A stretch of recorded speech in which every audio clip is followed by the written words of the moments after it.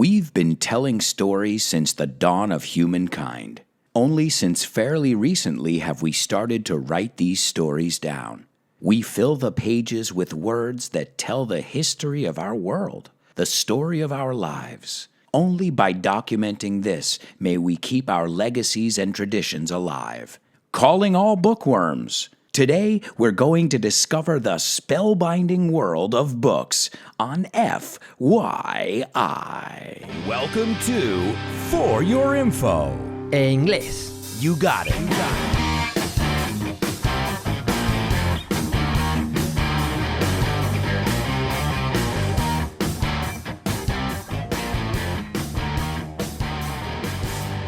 Hello, everybody, and welcome to another exciting episode of FYI, For Your English, the show where we learn about all kinds of different topics, from ice cream to bikinis to wine. Who knows what could come up? To come up es surgir, right? To come up es surgir, and to bring up es mencionar. I always teach those two together. I say to my students, if it doesn't come up in the meeting, I want you to bring it up. Si no surge, quiero que lo menciones. It's always good to associate words when we're learning them, especially when there's an opposite, such as pick up and drop off. To pick up is coger, and to drop off is dejar a alguien en algún sitio. Same thing, to turn on. Well, if we know encender is turn on, then let's learn the opposite, to turn off.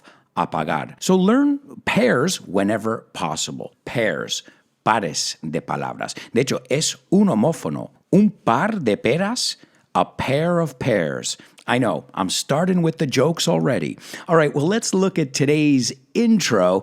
And as I said, we're going to delve into the world of books. Who doesn't like getting lost in a book?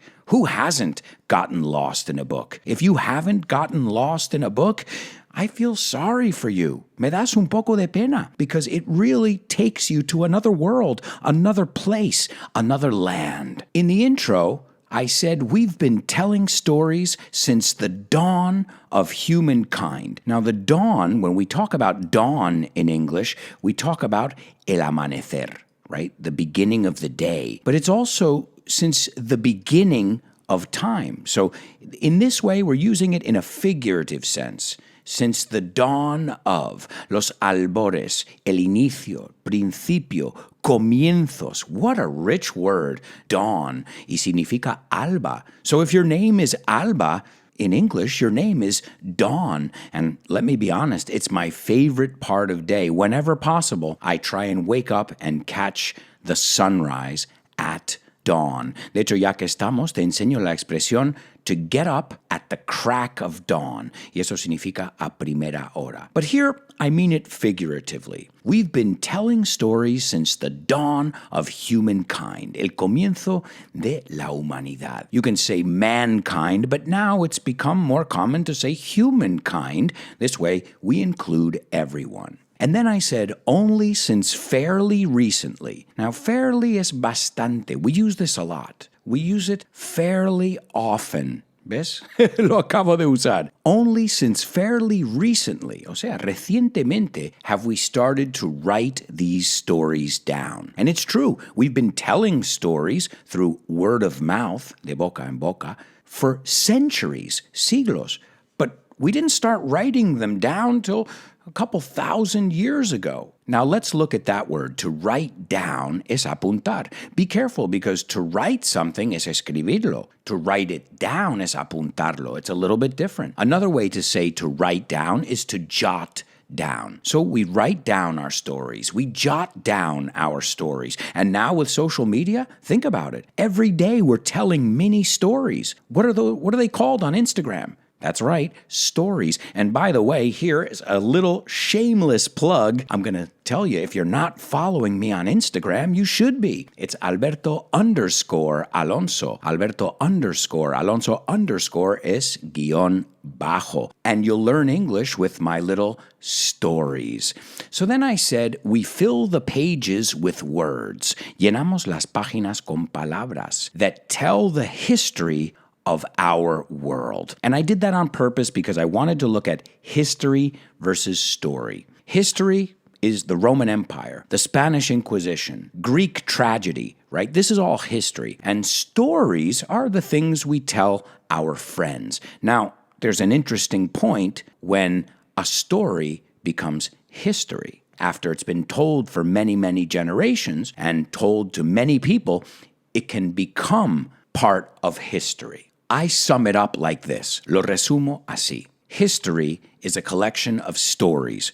Just be careful with the pronunciation because I've heard a lot of students mix them up. Confundirlas. So the history of our world and the story of our lives. Remember, one life, two lives. It's one of those words that when it becomes plural, the F turns to a V and we add an ES. Another example, knife, knives, wife, wives. So make a list of those irregular plurals, and this way you'll learn them all. Then I said, only by documenting this. Now, to document something is documentarlo. You say the same thing. Just be careful with the pronunciation. It's not document, it's document. So only by documenting this may we keep our legacies. This word sounds familiar, right? Legado, legacy. Our legacies and traditions alive. And the word alive is evidentemente vivo. And it's so true. You know, the reason I know stories about my grandfather and my great-grandfather, mi bisabuelo, is because my father told me those stories. So it really is important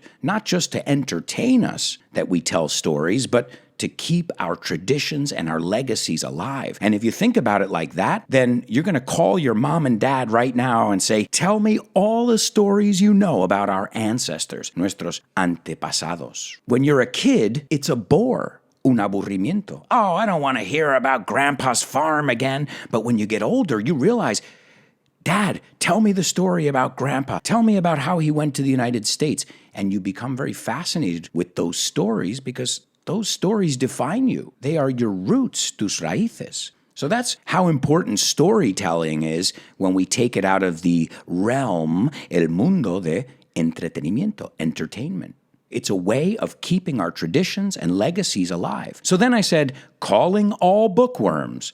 Llamando a todos los ratones de biblioteca. Calling all bookworms. Today we're going to discover the spellbinding world of books. Now I love this word, spellbinding. A spell is un hechizo. That famous song, I put a spell on you, te hechicé. So if something is spellbinding, it literally puts a spell on you. It fascinates you. It captivates your attention. It holds your attention. It's spellbinding. But you guys know me, and I love playing with words, and that's got a double meaning. The word binding is also a part of a book. Encuadernación. Right? To bind something means to stick it together. Anybody who's ever snowboarded, si habéis hecho snow, you guys have bindings. They're called fijaciones, los bindings. So es lo que fija el libro, the binding of the book. Yes, I know, guys, I should have been a comedian. Okay. I won't quit my day job. Eso es algo que decimos cuando alguien canta o cuenta un chiste y es muy malo. It's a really bad joke, or as we say, a corny joke. You say, don't quit your day job. No dejas tu trabajo diario, ¿no? Lo que haces en el día a día. So the spellbinding world of books. So today we're going to look at the history of books. We're also going to find out some fun facts about books. And of course, I'll give you some recommendations as well. Before we even get into it, if you guys are listening to this, it's because you're learning English. And well, then don't forget, I have 4 books available. You can pick up those books at the Vaughan Tienda. It's VAUGHAN tienda.com, or as my students say, Vaughan Tienda. My first book is called English Everywhere, and I teach you English in 40 different situations, from the pharmacy to a club, una discoteca, and it comes with audio, which we're going to talk about too. That's another breakthrough, otro avance en el mundo de los libros, audio books, which are becoming more popular than ever. So we're going to touch on that as well. To touch on es, vamos a tocar eso o tocar ese tema. Lo mismo lo decís, creo, en español. So my second book is a best bestseller. It's awesome. In fact, many of you have told me it's a page turner. We looked at the word page in the intro. Page es página. So if something is a page turner, it's a book that you can't put down. Ahí tienes otra forma de decirlo. I've been told, me han dicho, that This Book is the Milk is a page turner. It's a book that you can't put down. So we decided to make a sequel, and that is This Book is the Remilk as well. It's also available wherever fine books are sold. Como se dice, it's a canned line, una frase enlatada, wherever fine books are sold. On Amazon, wherever you want, just Google English Everywhere, This Book is the Milk, This Book is the Remilk, or my latest book, which is English on the Go, which is a travel book. I take you to 30 different cities on an English journey, and we discover all kinds of interesting things. And that one comes with audio too. So guys, make sure you pick up a copy. That's a good word too. A copy es un ejemplar. But it didn't start with my books. No, this started way back. We have to rewind. There we are. Now, this is back in the day, ancient Mesopotamia. That's right, and the epic poem, Epic of Gilgamesh. I'm sure you've all heard of it. It is the earliest known work of literature. Now, does that mean it's the first? No, because some literature was written on cave walls, in cuevas. So remember, we're talking now putting it into paper, putting it into a printing press, and all these different breakthroughs. Technically, storytelling has been around, as I said before, since the dawn of humankind. But the earliest known work of literature, vamos a pronunciarlo, literature, is an epic poem, Gilgamesh. I think you all remembered it. For us, it was required reading. That's the reason I chose books, not just because I love books, but summer, when this episode is coming out, is a time for you to read. Everybody likes to read a little in the summer because you have a little more downtime. Downtime es otra forma de decir tiempo libre. Was this printed on paper, this book? Oh, no. They didn't have paperback books. Paperback es de papel. We call them paperback books. If you like the Beatles, they have a song called Paperback Writer. See, you can always learn from music if you want to. I know. I won't quit my day job. Don't worry. It wasn't a paperback, and it wasn't a hardcover. And it definitely wasn't an audiobook. No, they didn't exist at the time. But this tale, otra forma de decir cuento, is tale. We said story, but this tale, T-A-L-E, was written on 12 tablets. I shouldn't say written, I should say engraved on 12 tablets. No, not your iPad, not the Sony tablet. I mean real tablets. So, como vemos, la palabra no ha cambiado. The word hasn't changed. Since the beginning of time, we've been reading books on tablets. It's kind of gone full circle. Ha dado un 360, and we're back to the tablets again. That's incredible. It's mind-blowing, astonishing, spellbinding, to use that word we used before. That's the question.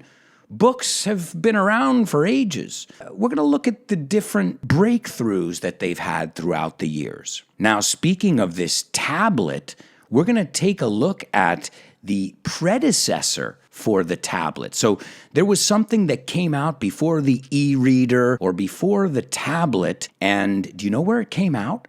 In Spain. But we're going to look at that in the bonus part of today's show. As you guys know, every Friday, you've got a fresh new episode of FYI. But for my patron subscribers, that's right, the people who subscribe to me on Patreon and support the work I do, you guys get bonus content, PDFs, access to classes with me, and much, much more. If you want more information, stop by my Patreon page. It's patreon.com/Alberto Alonso, and you can find out about all the different options. For as little as 10 cents a month, you can get access to bonus audio, which I give you some more fun facts, and we also do a little English class around each topic. And if you're on our higher levels, you can even do a review with me live every Thursday. Take a look. It's patreon.com/Alberto Alonso. I've got 4 different options. Take a look. Let me know if you have any questions. We would love to have you join the community. Speaking of, I'd like to send a special shout out to my super duper students on Patreon, Desiree, Susie, Isabel, Alex, Boris, and Loles. And don't forget about my interstellar students, Pilar, Carmen, Aina, and Diana. Okay, so we talked about the first piece of literature, but what about the first published book? The first published. To publish a book, you say un editorial, right? That's a publisher or a publishing house. So it's weird.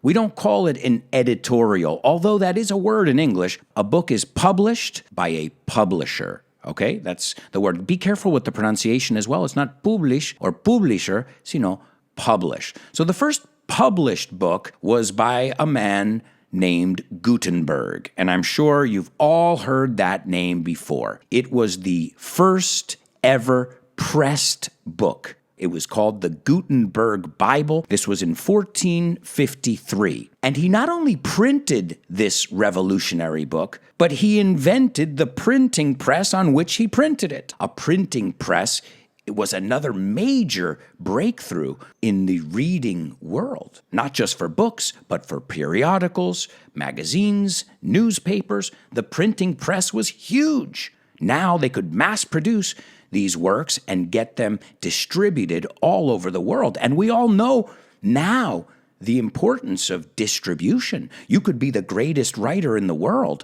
but if your books don't leave your island where you live or don't leave your local bookshops, well, no one's going to see them, no matter how good of a writer you may be. So this Gutenberg guy said, not only am I going to publish this Bible, but I'm going to print it and I'm going to mass produce it. And this ushered in, right, to usher in, this is a great word, this ushered in a new era in human history. And now I have some estimations here. Some ballpark figures. Nosotros decimos una estimación en Estados Unidos, a ballpark figure. Are you ready for this? It's a whopping number here. An estimated 755,000 books are published every year. That's estimated. Could be a lot more. That's over 750,000, más que 750,000 libros. And nowadays, hoy en día, you can publish your own books, of course. Amazon has the tools you need to publish your own books. We live in an era now where if you want to be a writer, you can be a writer. Just write and self-produce. Look at this podcast. I wanted to have a podcast besides my daily radio show. By the way, if you haven't tuned in, I have a daily radio show. It's called The Show With No Name on Vaughn Radio, and I teach English. It's a variety show. So make sure you tune in. So imagine that. 755,000 new books are published a year. Roughly es más o menos. How many books are there in the world right now published? The number I have here, remember, these are ballpark figures and they're constantly changing. 134,399,411 books. No, wait, 412. They just published a new one. So be careful with that, with numbers, guys. It's not 134 millions, sino million. Fijaos, he dicho 134 million. 399,411 total published books in the world currently, actualmente. Also, another note with numbers. Remember, in Spanish, you would write this number 134 decimal point 399 decimal point 411. Para nosotros, no, son comas. So where you use a period, we use a comma. And vice versa, okay? Just be careful. You could make a big mistake in your bank account, and that wouldn't be too good. So those are some astounding figures. Now, the bad news is we are out of time, guys. We've got to go. The first part of the show is done for today. If you want to join us in the second bonus part of the show, and you're not sure if you want to become a Patreon member, let me know. Contact me. I can send you the bonus audio. Give it a listen and see what you think. Because if not, you're going to miss it. We're going to have a lot of fun. We're going to take a look at the longest novel ever written. We're also going to look at the longest sentence to ever be printed. And there's a word for somebody who likes the smell of books. Yeah, it's a real thing. We're going to take a look at that as well. And there's also another phobia, the fear of running out of something to read. quedarse sin algo para leer. Es una fobia. Fobia con PH en inglés. So we're going to take a look at those as well, and the most banned books. That's right, the most banned, prohibidos. This is going to get exciting. All right, well, guys, if you want to join us, turn the page, pasa página, join us in the bonus part, exclusively for Patreon members. Thank you to the rest of you for being here and joining us every week on FYI.